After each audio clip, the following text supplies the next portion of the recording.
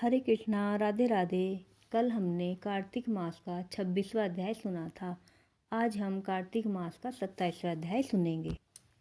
गणों ने कहा, नियमों का पालन करता हुआ विष्णुदास किसी समय भोजन बना रहा था कि कोई छिपकर उसका पाक चुरा ले गया। उसने उस पाक को वहां न देखकर भी सायंकाल की आराधना न होने तथा व्रत भंग के डर से फिर भोजन नहीं बनाया। दूसरे दिन फिर भोजन बनाकर विष्णु भगवान को भोग लगा रहा था कि तब तक फिर कोई उसका पाक चुरा कर ले गया। हे नृप, इस प्रकार लगातार 7 दिनों तक कोई उसका पाक चुराता रहा। तब विस्मित होकर वह अपने मन में विचारने लगा, यह बड़ी विचित्र घटना है कि न जाने कौन मेरे पाक को नित्य प्रति चुरा ले जाता है। फिर भी यह परम सन्यासियों का स्थान है, इसे नहीं छोड़ना चाहिए। यदि मैं फिर भोजन बनाकर भक्षण करता हूँ तो सायंकाल देर होगी और इस प्रकार की पूजा कैसे छोड़ी जाएगी। पाक बनाकर तुरंत मुझे भोजन नहीं करना चाहिए, क्योंकि बिना भगवान को अर्पण किए वैष्णव लोग भोजन नहीं करते। 7 दिन तक निराहार बीते और मैं व्रत में तत्पर ही हूँ। आज भली भांति इस भोजन की रक्षा करता हूँ। यह सोचकर भोजन बनाकर उसी स्थान पर ओट में छिपकर बैठ गया। उसी समय पकवान को चुराते हुए किसी एक चांडाल को देखा, जिसका शरीर भूख प्यास से दुर्बल हो रहा है। केवल शरीर में अस्थि पंजर शेष है। उस चांडाल को देखकर श्रेष्ठ ब्राह्मण का चित्त दया से दुखित हो गया। अन्न को ले जाते देखकर ठहरो ठहरो कहकर ब्राह्मण उसके पीछे दौड़ता हुआ कहने लगा, अरे यह रूखा भोजन कैसे करोगे, घृत भी ले लो। यह कहते हुए श्रेष्ठ ब्राह्मण को अपनी ओर आते देखकर वेग से दौड़ता हुआ वह डर से मूर्छित होकर पृथ्वी पर गिर पड़ा।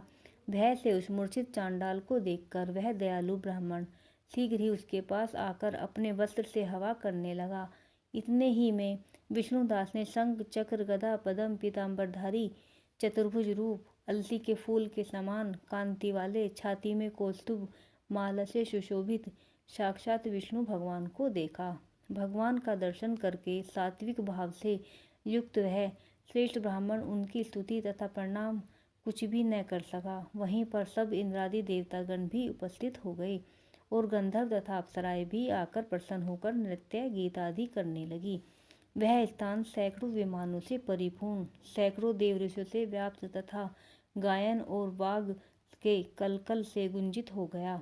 तब विष्णु भगवान सात्विक व्रतधारी अपने भक्त विष्णुदास को छाती से लगा अपना रूप देकर अपने साथ बैकुंठ धाम को ले गए।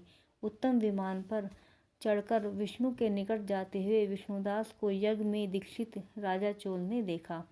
बैकुंठ भवन में जाते हुए विष्णुदास को देखकर अपने गुरु मुदगल को शीघ्रता से बुलाकर राजा चोल ने कहा, जिसकी स्पर्धा से मैंने यज्ञ दानादि किया है वह विष्णुदास ब्राह्मण विष्णु का रूप धारण कर बैकुंठ जा रहा है।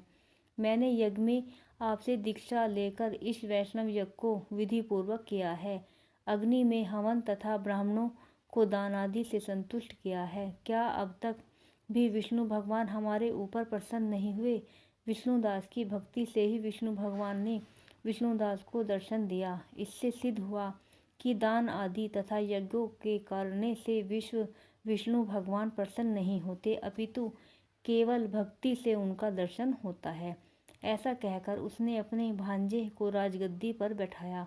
क्योंकि लड़कपन से ही यज्ञ में दीक्षित होने के कारण राजा पुत्रहीन था, इसी कारण आज भी उस देश में राज्य के अधिकारी उसी नियम के अनुसार भांजे ही हुआ करते हैं। अनंतर यज्ञ मंडप में जाकर यज्ञ कुंड में अभिमुख खड़ा होकर उसने विष्णु भगवान को बड़ी शीघ्रता के साथ 3 बार पुकारा, हे कमलापते, मुझे आप अपनी अचल भक्ति दीजिए, जिससे मैं मन वाणी तथा कर्म से सर्वदा आपका भजन किया करूं। ऐसा कहकर वह राजा लोगों के सम्मुख ही अग्नि में कूद पड़ा। यह कांड हो जाने पर मुदगल ने मारे क्रोध के अपनी शिखा उखाड़ डाली। इससे उसके गोत्र में आज भी उसके गोत्र शिखा सहित रहते हैं। इतने ही में भक्त वत्सल विष्णु भगवान कुंड के सम्मुख प्रकट होकर चोलेश्वर को दर्शन दिए और हृदय से लगाकर विमान पर आगे चढ़ा दिए। विष्णु भगवान को आलिंगन करके उसे अपने समान रूप देकर देवताओं के साथ राजा चोल को लिए हुए वैकुंठ को गए। लक्ष्मी के प्यारे विष्णु भगवान ने अपने समान रूप वाले विष्णुदास ब्राह्मण को पुण्यशील और राजा चोल को सुशील नाम देकर दोनों को अपना द्वारपाल बनाया। राधे राधे।